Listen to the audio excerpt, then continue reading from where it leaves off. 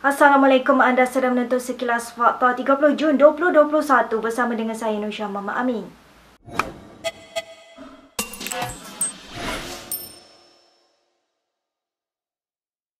Yang di-Pertuan Agong Sultan Abdullah Sultan Ahmad Shah telah menitahkan agar Parlimen bersidang semula sebelum 1 Ogos depan. Perkara itu dinyatakan oleh Speaker Dewan Rakyat dan Dewan Negara Azhar Harun dan Rais Yatim hari ini.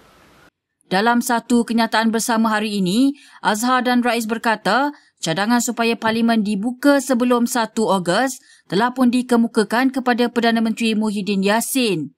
25 Jun lalu, Rais dan Azhar berkata Parlimen sedang mengkaji persidangan secara hybrid dan memerlukan masa untuk membuat persediaan.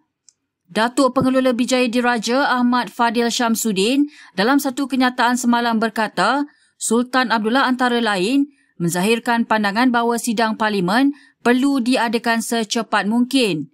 Pandangan itu sama seperti yang dizahirkan baginda sebelum ini pada 16 Jun lalu. Bagaimanapun setakat ini, kerajaan berhasrat untuk membuka semula sidang Parlimen pada bulan September atau Oktober apabila negara memasuki fasa ketiga Pelan Pemulihan Negara.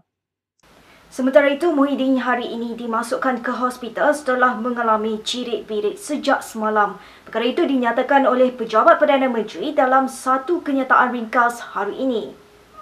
Pejabatnya dalam satu kenyataan ringkas hari ini mengatakan Muhyiddin kini ditahan di sebuah hospital di Kuala Lumpur untuk rawatan dan pemerhatian.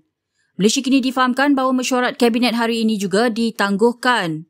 Pada bulan Mei tahun lalu, terdapat spekulasi bahawa Muhyiddin telah mendapatkan rawatan kanser di Singapura. Bagaimanapun pejabatnya menafikan perkara itu. Pada tahun 2018, beliau telah menjalani pembedahan di Singapura untuk merawat kanser pankreas. Muhyiddin juga telah mengulas mengenai spekulasi berkaitan kesihatannya pada tahun lalu dengan mengatakan beliau masih dapat menjalankan tugasnya dengan baik. Berita seterusnya. Timbalan Speaker Dewan Rakyat Rashid Hasnun mengaku menghadiri satu jamuan durian baru-baru ini dan bukan tahun lalu seperti yang didakwanya. Beliau turut meminta maaf atas kesalahannya dan berjanji akan memberi kerjasama kepada pihak polis yang menyiasat insiden itu. Dalam satu kenyataan hari ini, Rashid berkata kekeliruan timbul apabila terdapat pihak media yang menghubunginya bagi bertanyakan mengenai video berkenaan. Kata ahli Parlimen Batu Pahat itu, dia telah menjawab soalan media tanpa menonton terlebih dahulu rakaman yang tular tersebut. Dalam kenyataannya, beliau menjelaskan lawatan ke kebun durian itu dilakukan selepas menerima aduan daripada pekebun kecil yang mengalami kesukaran menjual hasil tanaman susulan pelaksanaan PKP. Menurutnya, dia menjamah sedikit durian sambil berbincang dengan pengusaha kebun tersebut mengenai langkah-langkah bantuan yang boleh dihulurkan sebelum pulang ke Kuala Lumpur. Terdahulu, Ahli Parlimen Johor Bahru Akmal Nasim membuat laporan polis terhadap Rashid di Balai Polis Batu Pahat berhubung dakwaan melanggar SOP PKP.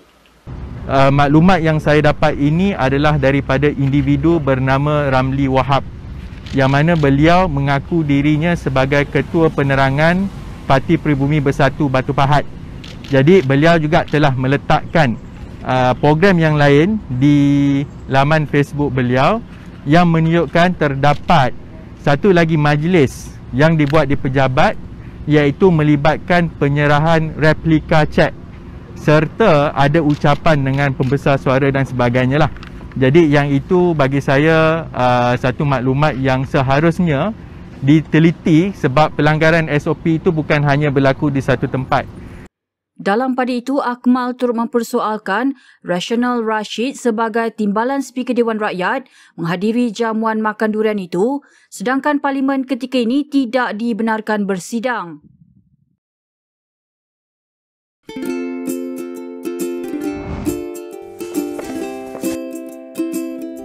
Shellfish, red meat, and beer. If you love indulging in these foods, you may end up with high uric acid level in your blood. These foods consist high level of purine, a substance that will eventually break down into uric acid and be excreted through our urine. It is recommended that the amount of dietary purines should be kept between 600 to 1000 milligrams per day. Having too much uric acid in your blood can cause attacks of gout. It can also cause kidney stones and blockage in the kidney. The crystallization of the excessive uric acid in your blood can be eased by reducing purine-rich food to only 100 to 150 milligrams daily, maintaining a healthy lifestyle, and consuming urinary alkalinizer like Ural. It consists of sodium bicarbonate, citric acid, and sodium citrate that increases the urinary pH and solubility of uric acid to prevent crystallization. Best of all, it's lemon-flavored and sugar-free. Ural, effective urinary alkalinizer. Neutralize your uric acid problem now.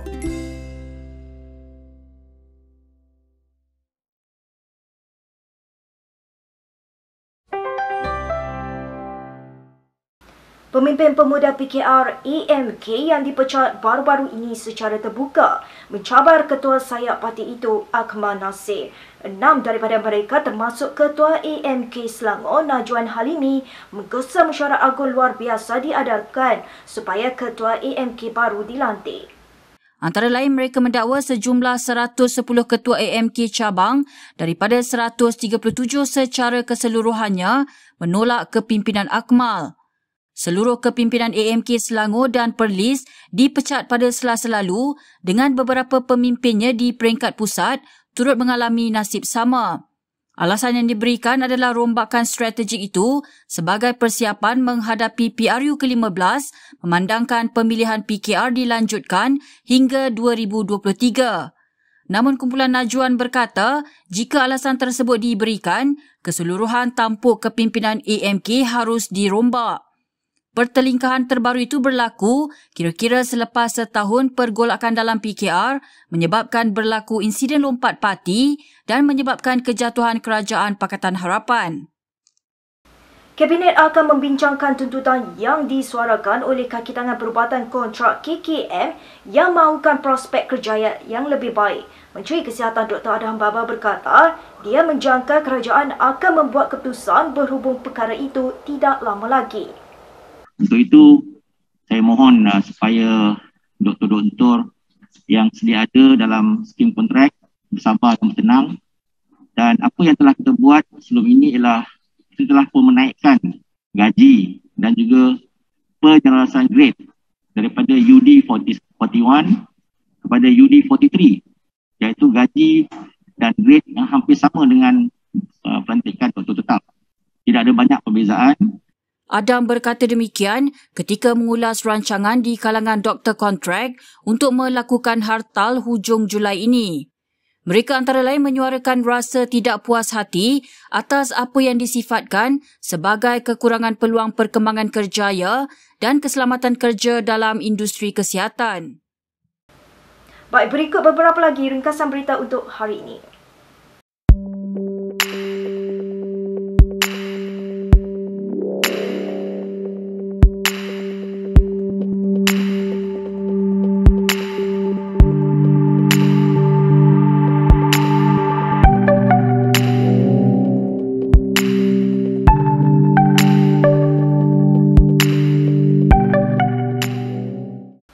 Sekian sahaja daripada saya Nur Syah Mama Amin untuk sekilas fakta. Untuk lebih banyak berita, anda boleh melayari kinitv.com. Anda juga boleh mengikuti kami di Instagram, Twitter, YouTube dan Facebook. Salam hormat dan jumpa lagi.